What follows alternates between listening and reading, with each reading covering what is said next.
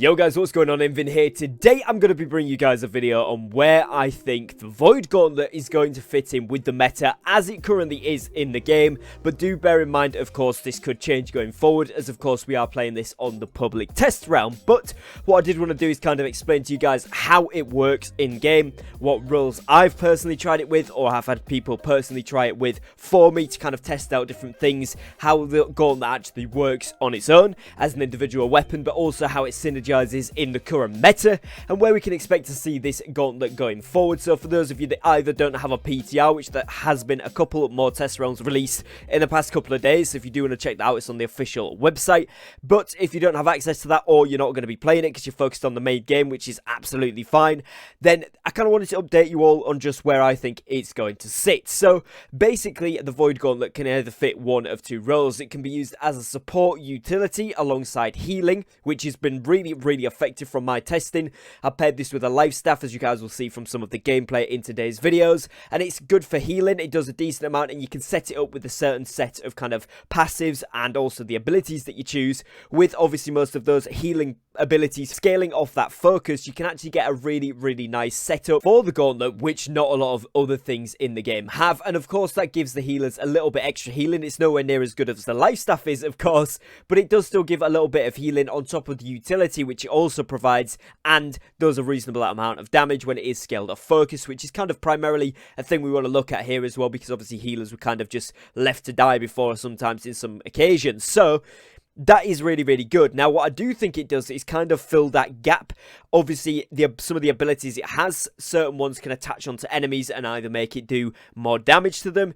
Everybody that hits them heals from one of the abilities, which is really good. You can make it so that the enemies in a certain area take damage whilst allies are healing. All of that kind of utility-based stuff is really good. But on top of that, you can also pick some damaging ones, like the Void Sword there, which is really good for doing a nice bit of burst damage. And particularly if you're going to be a healer, you can throw that on as a kind of surprise attack. So if someone does dive on you, you can pull that out, use the ability where when you damage an enemy, you actually gain that health back, keep yourself sustained, and attack anybody that is diving you. And particularly I'm thinking about in territory wars, this is going to be absolutely pivotal if people in the back line have this ability and they're able to turn around and attack these players and fight back. There's going to be a lot more emphasis on actually strategizing as a team and not just having a couple random players try and scatter the back line. So that's really good. I do think on the damage front, it's nowhere near as good as kind of the Ice Gauntlet and of course the Fire Staff, if you're going to scale this off int, because obviously it's scaled off int and focus, right? But I think primarily this is going to be used as a utility.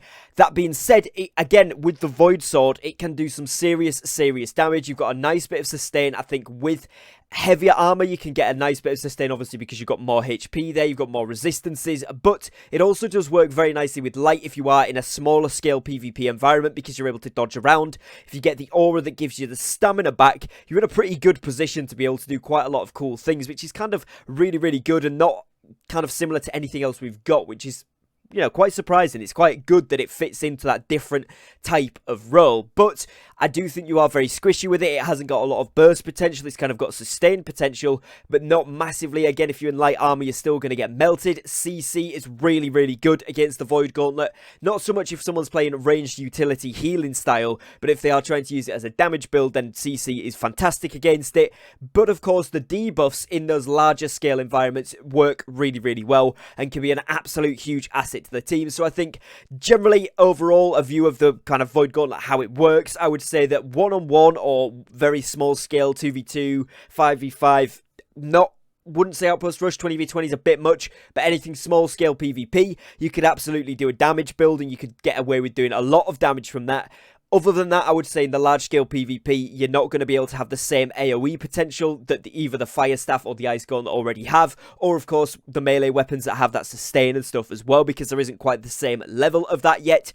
But in the larger scale stuff, the debuffs and kind of the auras and also the ability to make everybody heal that hits a certain target, that is something that is completely unmatched in the game right now, and I think we're going to see a lot of healers, but also a lot of more of the support type players. So those mages that are doing damage, but they also want to be able to heal a little bit. They also want to go for like a mage paladin build, almost Void Knight or something like that, where they're able to heal a little bit, not massively, but just enough to self-sustain if they are getting targeted a little bit there and do some really serious damage. Then that's going to be some really good players and some interesting interesting builds. Definitely will shift the meta, particularly for backline players or even some frontline players that we could see maybe instead of using a life staff as a secondary weapon, as I say there, that sticky attachment ability where you hit someone and then every time you hit them you heal, they can throw that on, whip the great axe out, go to town and have a serious amount of damage there. But the only thing I would say is that obviously with it scaling off intelligence and focus compared to something where it's just focus like the life staff, it's up to you if you want to build that paladin. You could maybe build in the Void Paladin or Void Knight, maybe fits better, if someone mentioned in the comments yesterday.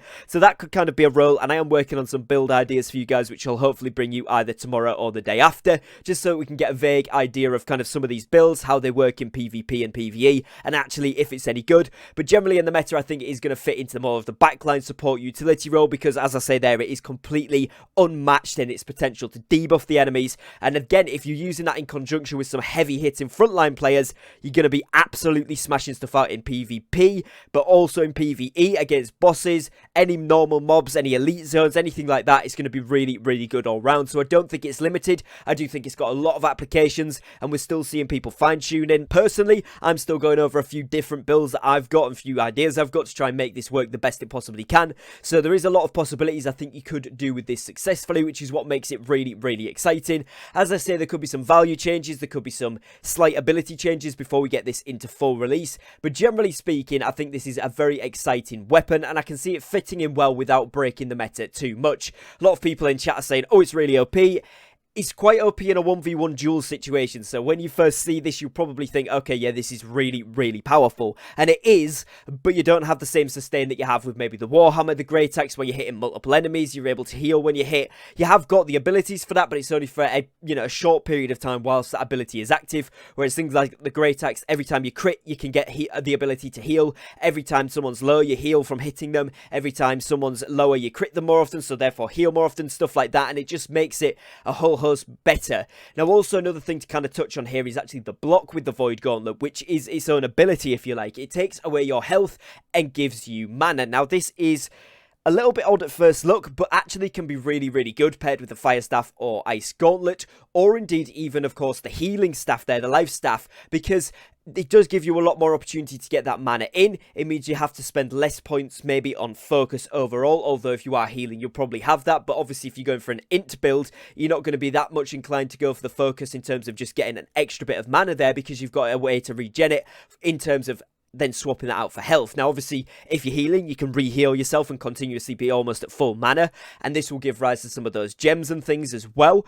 But also you've got the ability that if you've got healers on your team, if you're in Outpost Rush, or indeed you're playing in one of the territory wars, or in a big large scale PvE environment or a dungeon, whatever, you'll probably have a dedicated healer with you if it isn't you, and then being able to use this to gain your mana back, particularly for those mage roles, is going to be very, very good.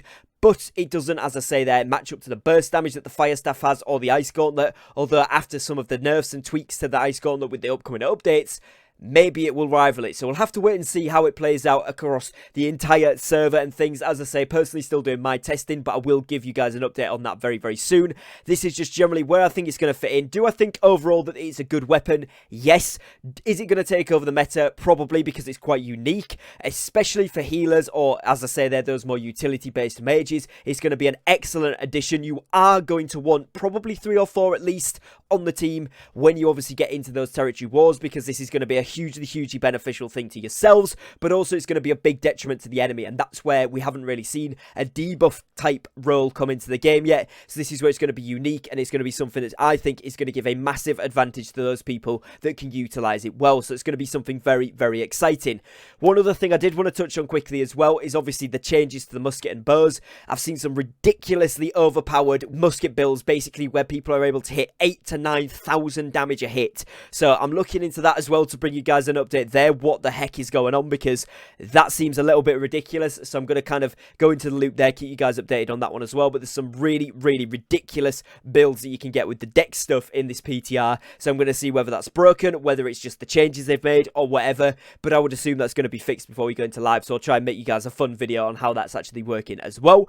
But other than that, overall, Void Gauntlet, yes, it's good, yes, it's going to be meta. I don't think you're going to have it overtake everything, but I do think you're going to see most of the healers in the game game take it as a secondary, and I would say maybe around 30 to 40% of your mages taking it as a secondary, maybe 10 to 20% of the paladins or frontline players with the Great Axe Warhammer type builds taking it as a secondary for a little bit of sustain to try out at least, because I do think it can work well for that as well. So overall, it's going to be well used. You are going to see a lot more debuffs on whatever battlefield you play on, whether it's PvP or indeed PvE. It's going to be excellently useful in those endgame expeditions, particularly if we see some of these new dungeon styles coming out, difficulty levels, new expeditions themselves, which have been rumoured to be coming out obviously through data mines and things, so we'll have to wait and see for official announcements there, but it is looking exciting, and I think this does fit a very, very good role in the servers and the game in general. So hopefully you guys have enjoyed this kind of summary overview, my thoughts on the weapon so far and how I think it's going to fit into the game. If you have, be sure to drop a like on today's videos. It really does help support me and my content,